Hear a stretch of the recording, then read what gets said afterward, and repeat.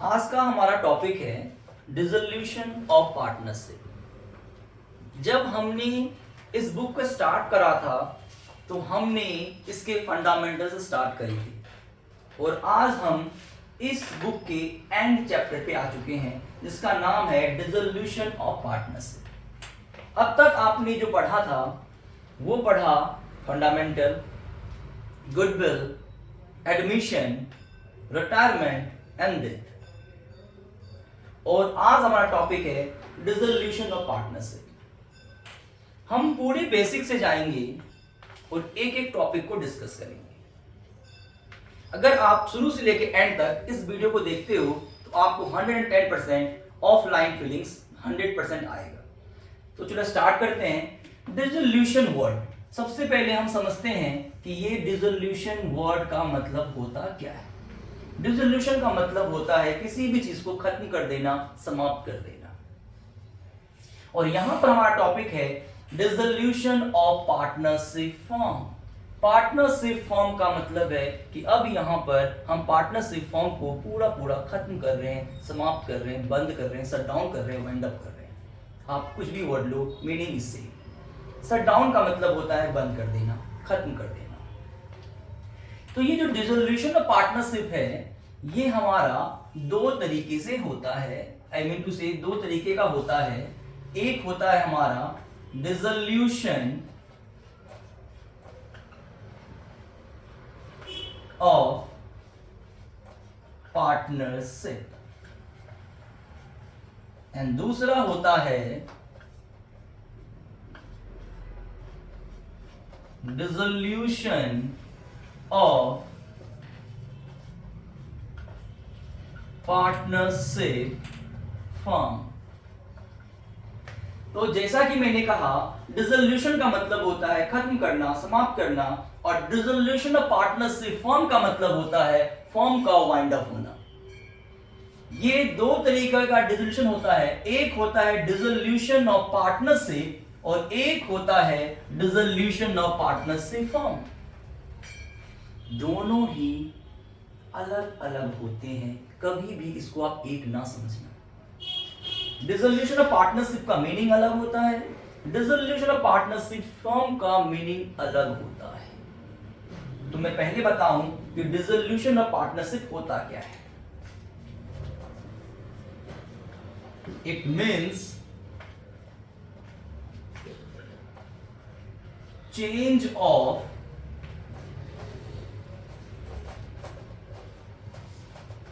business relation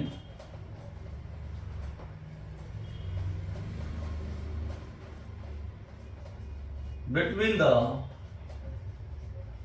partners। Partners के बीच में business relation का चेंज होना ही कहलाता है dissolution of partnership. What do you mean by dissolution of partnership form?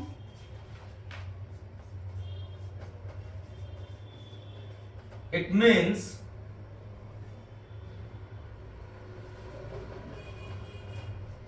dissolving of firms along with the relation between partners।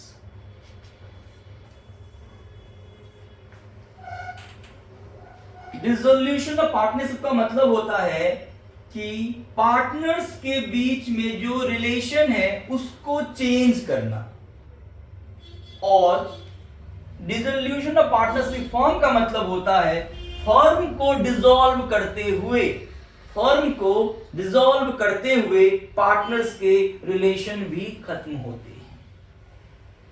तो यहां पे पूरा फर्म बंद होता है, यहां पर पूरा फर्म बंद नहीं होता है। बिजनेस कंटिन्यू करता है, सिर्फ पार्टनर्स के रिलेशन बदल जाते हैं इसमें, और इसमें पूरा फर्म शट डाउन हो जाता है। यही डिफरेंस होता है डिसोल्यूशन ऑफ पार्टनरशिप में और डिसोल्यूशन ऑफ पार्टनरशिप फॉर्म में। जब हम बात करते हैं पार्टनरशिप फॉर्म की तो वहां पे फर्म पूरा शट डाउन होता है, बंद हो जाता है, खत्म हो जाता है। और जब हम बात करते हैं डिसोल्यूशन ऑफ पार्टनरशिप का, तो पार्टनर्स के रिश्ते बदलते हैं बट बिजनेस कंटिन्यू करता है। ये कब कब हो सकता है? It can take place in any of the following cases. पहला, change in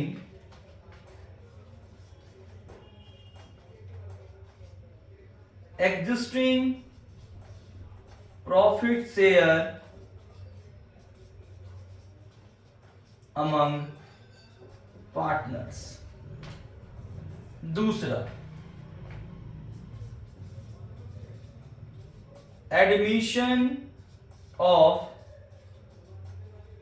partner। तीसरा, रिटायरमेंट ऑफ अ पार्टनर। चौथा, death of a partner. Fifth, insolvency of a partner.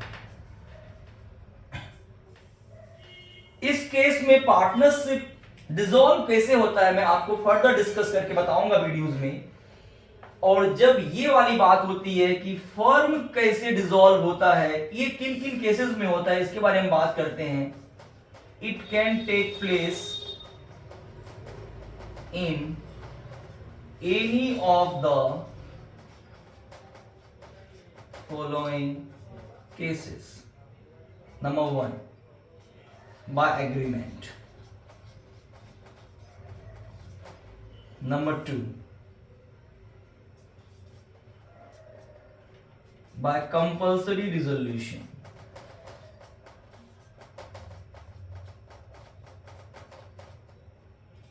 Number 3, by notice। Number 4, by court।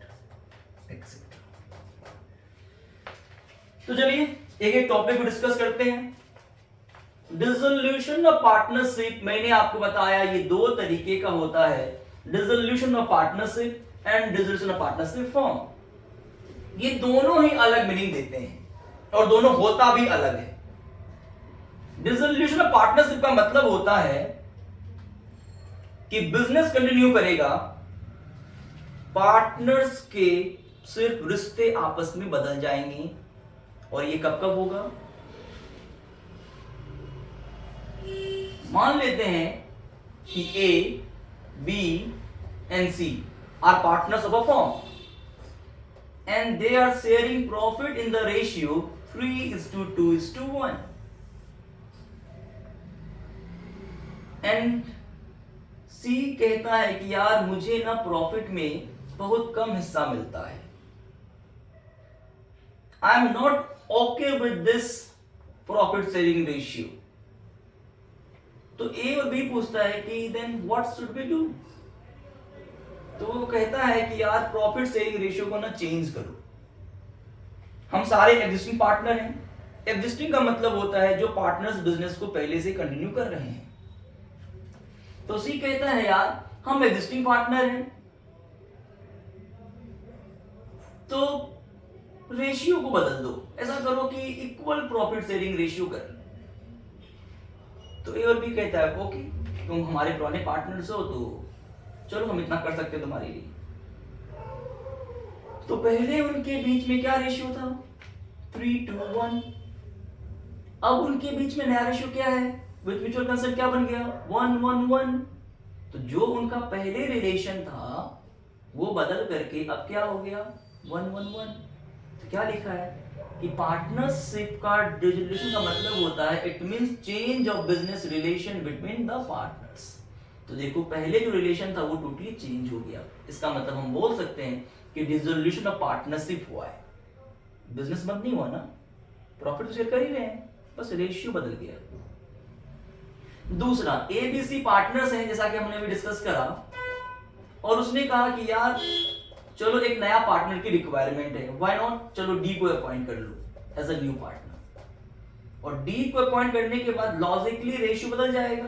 Suppose करो कि ratio हो गया 2:1, तो पहले ABC के आपस में जो रिश्ते थे, अब वो डी के आने से उनके रिश्ते भी बदले हैं और उनका प्रॉफिट शेयरिंग रेशियो भी बदला है। इसका मतलब यहां पर भी डिसोल्यूशन ऑफ पार्टनरशिप हुआ है, ना कि डिसोल्यूशन ऑफ फर्म, क्योंकि बिजनेस तो कंटिन्यू हुई है। अगर हम बात करें रिटायरमेंट का, तो ए का टाइम पीरियड पूरा हो गया और ए बिजनेस रिटायर कर गया, तो बचा कौन पार्टनर, बी, सी और डी, और उनका रेशियो हो गया 2:1:1। तो यहां पर भी डिसोल्यूशन ऑफ पार्टनरशिप हुआ है। सेम केस में डेथ में मान लेते हैं कि सी की डेथ हो जाती है अचानक, तो बचता कौन पार्टनर है, बी एंड डी, और उनके रेशियो हो गए 2:1। तो फिर से रेशियो बदल गया, पार्टनर्स के रिलेशन बदल गए, इसको बोलेंगे डिसोल्यूशन ऑफ पार्टनरशिप। तो इन केस में कैसे डिसोल्यूशन ऑफ पार्टनरशिप हो रहा है, आई होप आपको समझ में आया होगा। And I am repeating, dissolution of partnership का मतलब होता है कि पार्टनर्स के रिश्ते बदलते हैं बिजनेस में, फर्म कंटिन्यू बिजनेस करता रहता है, फर्म बंद नहीं होता। पार्टनर्स के जो पहले रिलेशन थे वो चेंज होकर के न्यू रिलेशन फॉर्म हो जाता है, उसे बोलते हैं डिसोल्यूशन ऑफ पार्टनरशिप। अब आप बोलोगे सर इंसॉल्वेंसी में पार्टनरशिप का डिसोल्यूशन कैसे होता है, तो मैं पहले आपको बताऊं, इंसॉल्वेंसी का मतलब होता है बैंकरप्ट हो जाना, जब कोई इंसान के ऊपर इतनी लायबिलिटी हो जाए कि उसका असेट सफिशिएंट ना हो उसके लायबिलिटी को पे ऑफ करने में, चुकाने में। सपोज करो कि मेरे ऊपर 5 लाख की लायबिलिटी है और मेरा असेट 4 लाख का है, तो मैं क्या हूं, कैपेबल नहीं हूं कि मैं अपने लायबिलिटी को चुका सकूं।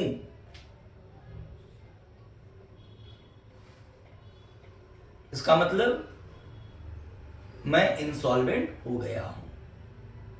तो अब बोलोगे सर इंसॉल्वेंट होने पे पार्टनरशिप डिसॉल्व कैसे करेगा, तो हम सपोज करते हैं कि ए, बी और सी पार्टनर्स हैं, इनका रेशियो 2:1 है। सी इंसॉल्वेंट हो गया, लेकिन ए और बी तो पार्टनर्स हैं और ए और बी चाहता नहीं है कि मैं पार्टनरशिप बिजनेस को खत्म करूं, बंद करूं, तो वो सी के बिहाफ पर जितने भी लायबिलिटीज हैं चुकाएंगे, और हो सकता है कि सी बिजनेस को छोड़ के चला जाएगा और उसके बाद ए और बी उसी बिजनेस को कंटिन्यू करेगा, तो फर्म तो शट डाउन नहीं हुआ।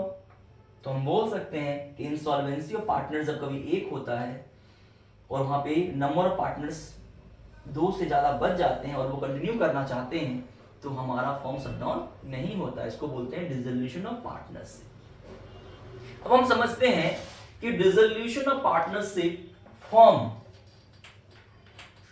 ये कैसे डिसॉल्व होता है, आखिर फर्म कैसे बंद होता है। तो सबसे पहले एग्रीमेंट, जैसा कि आप जानते हो कि पार्टनरशिप का जो बिजनेस होता है, जो पार्टनरशिप का जो बिजनेस होता है वो एग्रीमेंट से स्टार्ट होता है। तो सीधी सी बात है, अगर कोई बिजनेस एग्रीमेंट से स्टार्ट हो सकता है तो एग्रीमेंट से खत्म भी हो सकता है with the mutual consent of all the partners. जब सारे पार्टनर्स के म्यूचुअल कंसेंट होंगे, ओके हमको अब फर्म को कंटिन्यू नहीं करना है, तो वो इसको बंद कर सकते हैं। और दूसरा उसमें according to the contract, according to the contract, अब उनके बीच में जैसा कॉन्ट्रैक्ट हो रखा होगा उसके मुताबिक भी वो फर्म को डिसॉल्व कर सकते हैं। दूसरा होता है by compulsory dissolution. Compulsory dissolution का मतलब क्या है, कंपल्सरी डिसोल्यूशन का मतलब होता है कि भैया बंद करना ही पड़ेगा। तो आखिर ऐसा कब होता है, तो जब सारे के सारे पार्टनर्स इंसॉल्वेंट हो जाएं, या कोई सिर्फ एक पार्टनर इंसॉल्वेंट ना हो बाकी सारे इंसॉल्वेंट हो जाएं। क्या बोलना चाह रहा हूं मैं, ए बी सी पार्टनर्स हैं, अगर ये सब के सब इंसॉल्वेंट हो गए, सब के सब बैंकरप्ट हो गए, तो कोई भी अपनी लायबिलिटी को चुका नहीं पाएगा, तो 100% फॉर्म को बंद करना ही करना पड़ेगा। This is called compulsory dissolution. And दूसरा, ए और बी इंसॉल्वेंट हो गया, सी नहीं हुआ, तो एक सिंगल इंसान पार्टनरशिप फॉर्म कर ही नहीं सकता, तो भी ये कंपल्सरी डिसॉल्व होगा। वही मैंने कहा कि सारे के सारे हो जाए इंसॉल्वेंट तो भी कंपल्सरी डिसोल्यूशन, और जितने भी पार्टनर्स हैं उसमें कोई एक बचा रह जाए, वो इंसॉल्वेंट ना हो और बाकी सब हो जाए, तो अकेला इंसान कभी पार्टनरशिप बिजनेस को फॉर्म कर ही नहीं सकता, तो भी उसे बंद करना ही पड़ेगा। इसको बोलते हैं कंपल्सरी डिसोल्यूशन। तीसरा है बाय नोटिस। किसी पार्टनर ने कहा यार मैं बिजनेस कंटिन्यू नहीं करना चाहता, चलो शट डाउन करो, तो उसने नोटिस दिया, बंद हो जाएगा। और एक कंपल्सरी डिसोल्यूशन एक बात ये भी होता है कि किसी सिचुएशन की वजह से बिजनेस अनलॉफुल हो जाए, इलीगल हो जाए, तब भी बंद करना पड़ता है। एंड बाय कोर्ट का मतलब कोर्ट ऑर्डर देगा भैया इसको बंद करो, तो बात आती कोर्ट क्यों ऑर्डर देगा। अगर कोई पार्टनर इंसेन हो गया, पागल हो गया, तो सीधी सी बात है वो कैपेबल नहीं है बिजनेस को रन करने के लिए, तो कोर्ट कहेगा बंद करो। या कोई पार्टनर परमानेंटली इनकैपेबल हो गया, अब वो बिजनेस को परफॉर्म कर ही नहीं सकता, तो भी कोर्ट कहेगा कि आप बिजनेस को बंद कर लो। तो आई होप आपको ये समझ में आया हो कि डिसोल्यूशन ऑफ पार्टनरशिप क्या होता है, वो डिसोल्यूशन ऑफ पार्टनरशिप फॉर्म क्या होता है। दोनों अलग अलग मीनिंग्स देते हैं और दोनों अलग अलग होता ही है। ये होते हैं इन बेसिस की वजह से और ये होते हैं इन बेसिस की वजह से। डिसोल्यूशन ऑफ पार्टनरशिप को मैं सिंपल भाषा में बोलूं तो इसका मतलब होता है पार्टनर्स का रिलेशन चेंज होना जबकि बिजनेस कंटिन्यू करता है। और डिसोल्यूशन ऑफ पार्टनरशिप फॉर्म का मतलब होता है कि यहां पर पूरा पूरा बिजनेस शट डाउन हो रहा है, और ये इन बेसिस पे हो सकते हैं और ये इन बेसिस पे हो सकते हैं, इनमें से कोई भी एक होगा तो ये चीजें हो सकती हैं। तो आई होप आपने इसका बेसिक समझ लिया है। अब हम आएंगे अपने टॉपिक की ओर कि डिसोल्यूशन ऑफ पार्टनरशिप फॉर्म क्या होता है। अब इसके बारे में हमने डिस्कस कर लिया, अब इसको हम और फर्दर डिटेल में डिस्कस करेंगे।